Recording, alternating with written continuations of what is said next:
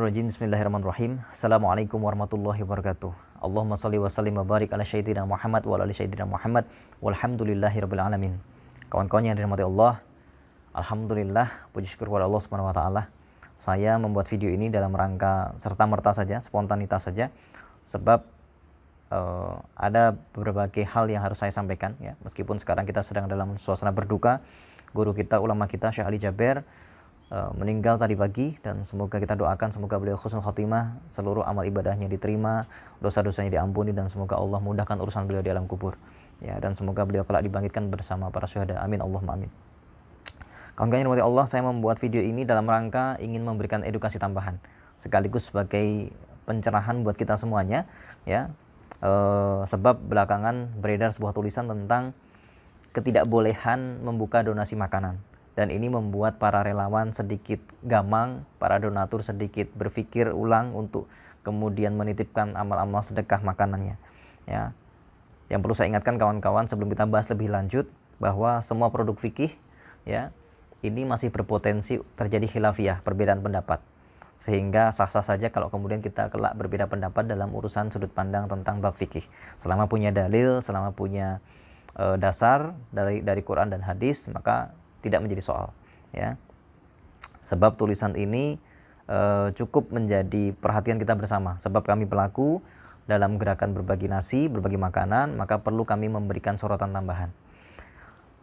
Pertama, saya mengapresiasi tulisan yang beredar ya. Saya memahami niat baik dari penulis saya berbaik sangka kepada penulis bahwa insya Allah niatnya adalah untuk mengajak umat berhati-hati ya. Tapi perlu saya soroti, perlu saya berikan masukan bahwa cara penulisannya kemudian membuat sebuah narasi yang seolah-olah berbagi makanan atau membuka donasi makanan itu menjadi haram ya. Sebab apa? Sebab dalil keharamannya tidak dijelaskan secara rinci ya. Di saat disandingkan dengan berbagi makanan, maka seolah-olah berbagi makanan ini yang jadi masalah, padahal sebenarnya ada dalil umum ya yang perlu dijelaskan secara lebih rinci. Apa dalil yang dimaksud ya? Sebenarnya setelah saya baca secara rinci, ternyata ketidakbolehannya itu ada pada penyatuan dua akad dalam satu transaksi ya. Bukan kepada berbagi makanannya, bukan kepada open donasi makanannya, tetapi lebih kepada penyatuan dua akad dalam satu transaksi. Sebab dalam Islam memang tidak dibolehkan menyatukan dua akad dalam satu transaksi, sebagaimana hadis Rasulullah Shallallahu Alaihi Wasallam bahwa Rasulullah melarang adanya dua akad dalam satu transaksi. Seperti misalnya tukar tambah misalnya. Ya, tukar tambah itu dilarang dalam Islam. Sebab apa?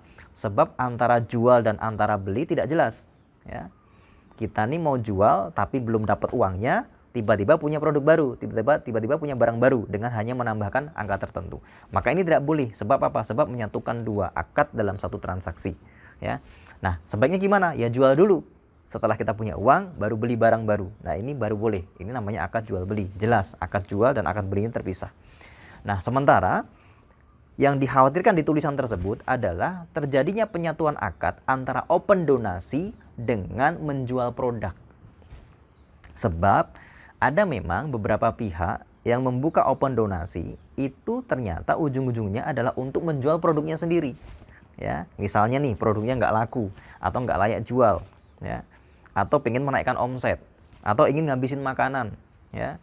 Ada, soalnya kami tahu beberapa, ada beberapa pihak yang ingin menghabiskan makanannya, ingin menghabiskan produk jualannya, lantas di open donasi, ya, yang begitu dana masuk dari jamaah digunakan untuk membeli produknya sendiri. Nah, ini yang tidak boleh kawan-kawan. Sebab apa?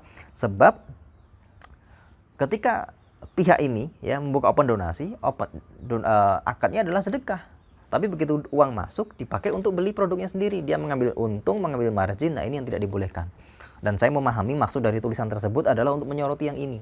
Ya, sehingga jangan sampai kita menggunakan dalih sedekah, topeng sedekah untuk keuntungan pribadi. Maka sebenarnya kembalinya kepada niat, innamal a'malu binniyat. Ya, bagaimana niat kita masing-masing.